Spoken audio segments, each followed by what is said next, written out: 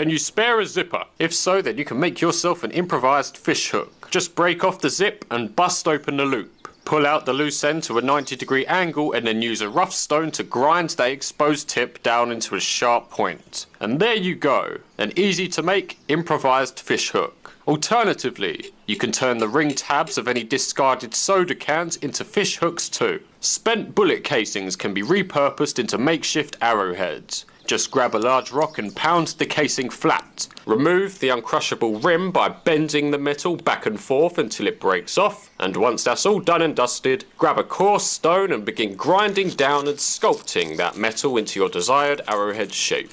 And after a little bit of elbow grease, you'll have a sharp and strong metal arrowhead. If your boots are dripping wet and you need to dry them out, then you'll probably place them next to your campfire. Well, that's good. But we can do better. Gather up a few large, dry, non-porous rocks and place them on the edge of your campfire. Wait until those rocks are piping hot and then carefully place them inside your boot. This way your boots will dry out much quicker and much more thoroughly, as they're drying from both the outside and the inside. If you've left the house, then chances are you've brought along your house keys. Well, the jagged teeth of these keys can be used as a small impromptu saw to saw the small notches required for primitive traps and various other tools. If you're struggling to find tinders or natural fire starting materials, then have a look down at your socks. Cotton and wool are flammable natural materials, so if you are wearing cotton or wool socks, then you can pluck off any loose strands and fibres for a neat little flammable tinder pile. Throw a few sparks at them and those sock fibres will combust into flames.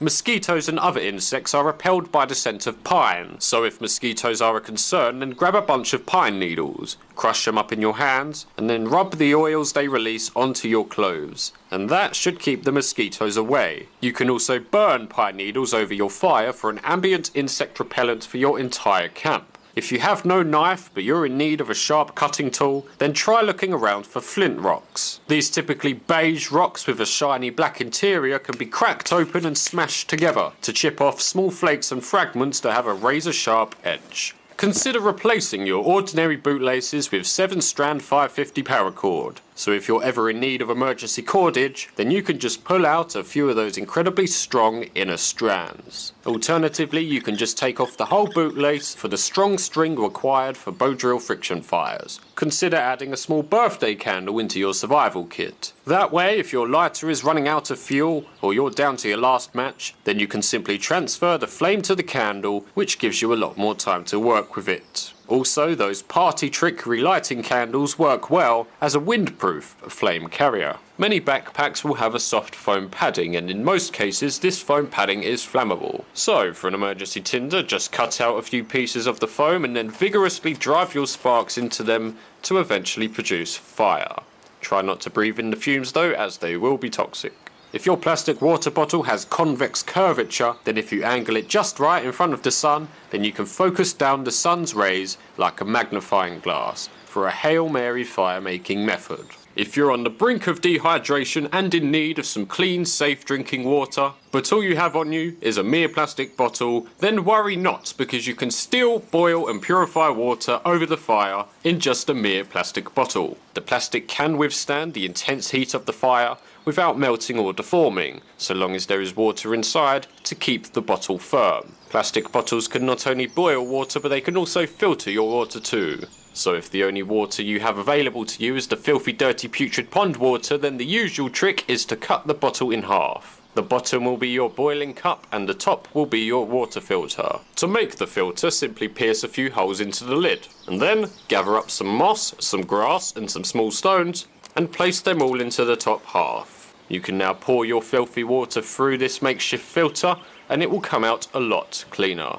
Not perfect, but certainly cleaner. Now take your boiling cup full of filtered water and place it into the fire. Keep the fire small and under control, and watch as the water begins to boil. The end result is a cup of clean, drinkable water, and a reusable, intact cup and filter. A word of caution though, this method does indeed release toxic carcinogenic plastic chemicals into the water, so only use as a last resort. Drinking that stuff is not good for your long-term health, but it will keep you alive for now. Hands can get pretty filthy. Eating with them carries the risk of getting ill. Well, avoid potential illness by eating with makeshift chopsticks. Just split a stick down the middle and place a twig or stone in between the cut. Now, you can grab and eat your food without having to worry about bacteria, as you can just dunk the tips in boiling water to completely sterilise them. If you need to get going, but you're worried about how you'll get your next fire lit, then before you go, grab a large piece of leftover charcoal and take that with you, because as long as you have a spark thrower, then you can reignite that charcoal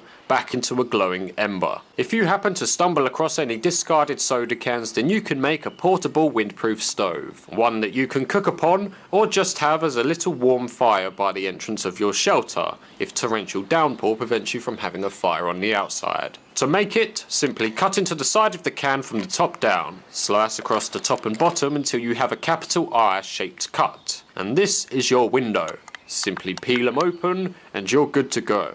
Place your tinders and kindling inside the can and light it up for a portable cooking stove. Small pre-drilled ferrocerium spark throwing rods can be worked into jacket zipper pulls. With this, you'll always have an incognito fire making device on you at all times. If your cell phone has run out of battery or is no longer working, then you can take it apart to unlock a multitude of handy survival tools. Firstly, remove the screen and all of the back screen elements. Beneath a few layers you will find a pristine mirror. You can use this as a signal mirror to reflect and flash sunlight signals into the cockpits of planes or helicopters to get their attention. Dive deeper into the phone to reveal the circuit boards. With these boards you can do two things. Firstly, you can make arrowheads. Either carefully snap the board or vigorously grind them down against a rock into that desired arrowhead shape. These circuit boards are quite soft, so grinding them down isn't too much trouble. Secondly, you can create a sharp cutting tool. Use a rough stone to grind an angle into the edge, and you'll have a bootleg knife that you can use to cut cloth or shave wood. Also, if you carry headphones with your phone, then they can be used as wire snares for small game. They probably won't be very effective, but it's worth a shot. Behind the speaker element you will find a magnet. With this magnet you can make an improvised compass. All you'll need in addition to the magnet is a small metal strip made either of iron or stainless steel. This could be a needle from your first aid kit, a hairpin, a piece of hair clip, or just a metal pin out of a watch strap. To make your compass, simply rub the magnet down the length of the metal pin for several minutes. Afterwards, your metal pin will now be magnetized, with both an attracting and repelling magnetic pole.